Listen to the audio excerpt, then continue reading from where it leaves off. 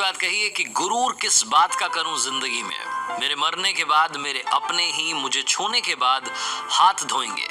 Hi guys, मैं हूं RJ Kartik. एक छोटी सी कहानी। ये कहानी है साउथ के एक राजा की, जिनके 3 बेटे थे। 3 राजकुमारों में बराबर बुद्धि रहे। तीनों में वो क्षमता हो कि वक्त आने पर चाहे जो राजा बने वो सही फैसला ले सके। राजा ऐसा चाहते थे और इसके लिए राजा साहब ने सोचा कि क्यों ना एक टास्क प्लान किया जाए।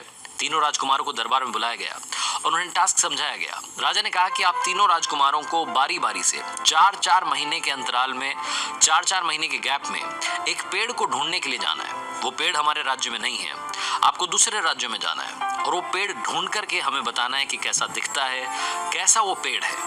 राजकुमार ने कहा कि सही है। सबसे बड़े वाले ने पूछा कि पिताजी ये तो बताइए कि पेड़ कौन सा ढूंढना है। तो राजा ने कहा कि आपको नाशपाती का पेड़ ढूंढना है। जो लोग नाशपाती नहीं समझते, पियर जिसे इंग्लिश में कहते हैं, वो पियर का जो ट्री है उसे ढूंढने के लिए राजकुमारों को जाना था। सबसे पहले बारी बड़े राजकुमार की थी। बड़े राजकुमार गए, देख करके वापस आ गए। उन्हें पास के राज्य में वो पेड़ मिल गया।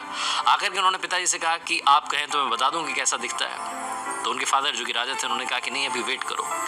दूसरे वाले को भेजा गया। बीच वाले जो भैया थे वो गए। फिर सबसे छोटे वाले भाई गए। तीनों राजकुमार जब जाकर के वापस आ गए तो एक बार फिर से राजकुमारों को दरबार में बुलाया गया। सारे मंत्री वहां बैठे थे, बाकी छोटे छोटे राजा वहां बैठे थे और जो महाराजा थे, जिनके राजकुमार थे, उन्होंने कहा कि अब बताओ आप कि आपको वो पेड़ कैसा दिखा और कहां मिला।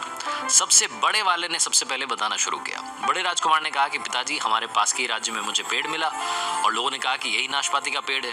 लेकिन आपने क्यों भेजा? मतलब वो तो सूखा सा था, टेढ़ा मेढ़ा सा था, मतलब किसी काम का नहीं था। मुझे समझ नहीं आया कि आपने नाशपाती का पेड़ देखने के लिए मुझे भेज दिया।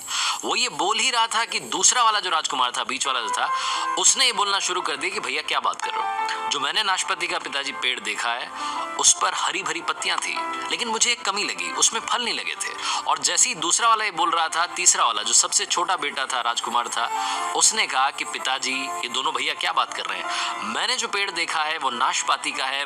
मैंने किसानों से कंफर्म किया है, आसपास के लोगों ने बताया कि ये नाशपाती है और उसमें बहुत सारे फल लगे थे, वो फलों से लदा हुआ था।